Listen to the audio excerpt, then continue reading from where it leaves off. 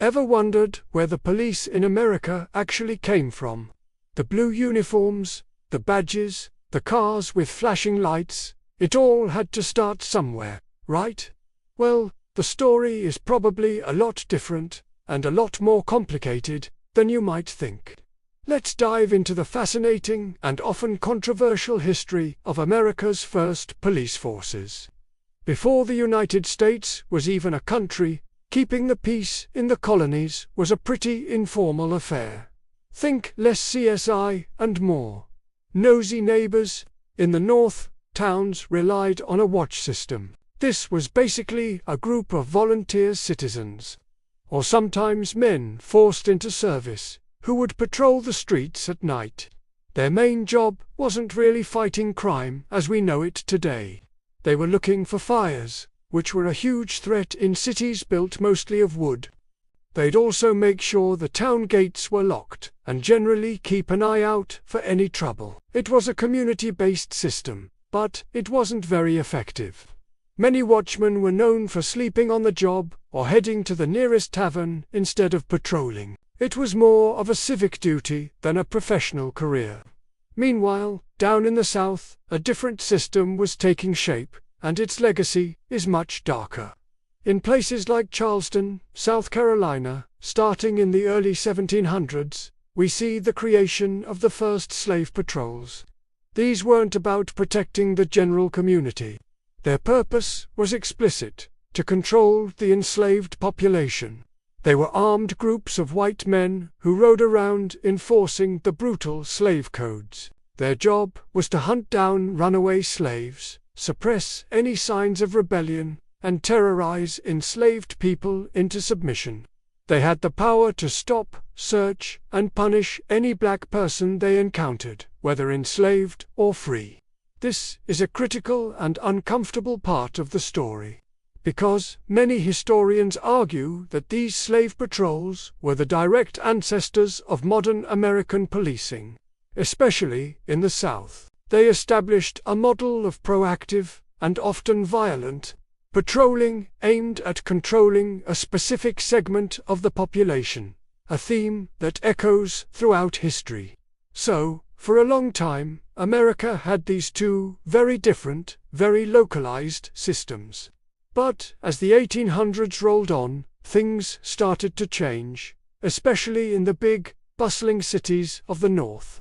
Cities like New York, Boston, and Philadelphia were exploding in population.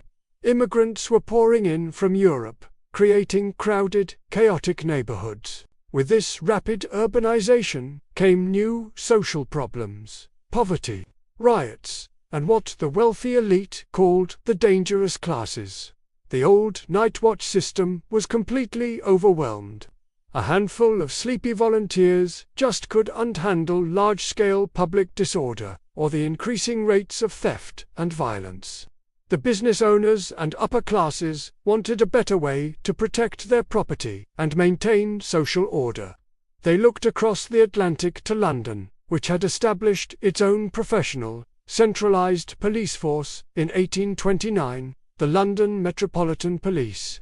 They were nicknamed Bobbies after their founder, Sir Robert Peel. The Pelian principles emphasized that the police should be public servants, working to prevent crime and disorder with the consent of the people. This was the model that American cities decided to copy. So, who had the first real police department in the US? It's a bit of a debate, but Boston is a strong contender.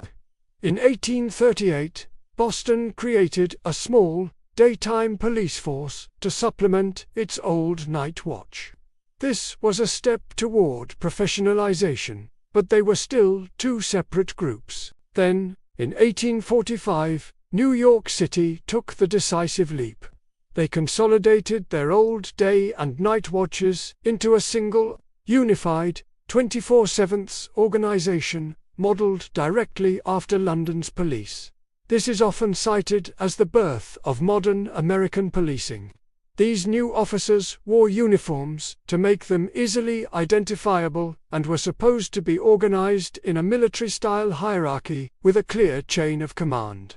Their primary function shifted from just watching for fires to actively patrolling the streets to prevent crime and make arrests. Philadelphia followed suit in 1854, and soon, nearly every major city had its own professional police force. But here's a key difference from the London model. While London's police were intended to be a neutral, centralized force serving the Crown, American police departments were immediately caught up in local politics. Mayors and city councils controlled the hiring, firing, and daily operations of the police. This meant that jobs on the force were often given out as political favors. Your loyalty to a particular political machine was more important than your ability to be a good officer. This led to widespread corruption. Police were known to take bribes, ignore crimes committed by the politically connected, and use their power to intimidate voters and political opponents. Instead of being impartial peacekeepers, they often acted as the strong arm of the ruling political party. The job itself was also incredibly tough and dangerous. Early police officers walked a beat, patrolling a specific neighborhood on foot.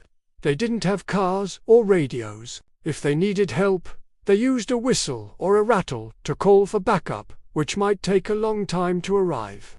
Their equipment was simple: a wooden club or nightstick and a badge. Firearms weren't standard issue for a long time. Many officers carried their own personal guns, if they chose to. They dealt with everything from bar fights and street brawls to riots. Public perception of them was mixed. Many working-class and immigrant communities saw the police not as protectors, but as oppressors, agents of the wealthy elite sent to break up labor strikes and control their neighborhoods. The police, often Irish immigrants themselves in cities like Boston and New York, frequently clashed with other immigrant groups, leading to ethnic tensions and street violence. As America moved into the late 19th and early 20th centuries, there was a push to reform and professionalize the police. This was part of the broader Progressive Era movement, which sought to clean up government and make it more efficient and scientific. Reformers wanted to get politics out of policing. They advocated for things like civil service exams for hiring and promotion, better training, and the use of new technology. August Valmer, the police chief of Berkeley, California, became a leading figure in this movement. He's often called the father of modern American policing. Valmer was a visionary. He put officers on bicycles and later in cars to cover more ground. He was the first to use a centralized police records system, including the use of fingerprinting. He pushed for police to have college degrees and established the first school of criminology at the University of California, Berkeley. Valmer believed policing should be a profession, like law or medicine, based on expertise and scientific principles. These reforms aimed to create a more efficient crime-fighting force, separate from the corrupting influence of local politics, and in many ways, they succeeded. The image of the police shifted from a political thug to a professional crime fighter. The adoption of police cars, two-way radios, and advanced forensic techniques transformed the job. However, this professional model also had a downside.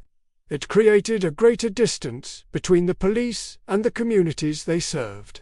Officers in cars were no longer walking a beat, getting to know the residents and the rhythm of the neighborhood.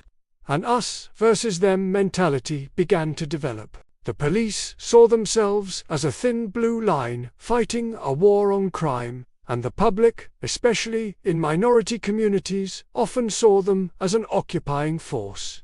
So, as you can see, the history of policing in America is not one single, straight line. It's a tangled web of different origins and competing philosophies. You have the community watchman, the brutal slave patroller, the corrupt political agent, and the scientific crime fighter. All of these legacies are baked into the DNA of modern American law enforcement. The debates we have today about the role of the police, about community relations, about use of force, and about racial justice aren't new. They are echoes of a long and complex history that began centuries ago in the streets of colonial America. Understanding where the police came from is the first step in figuring out where they should go from here. Thanks for watching.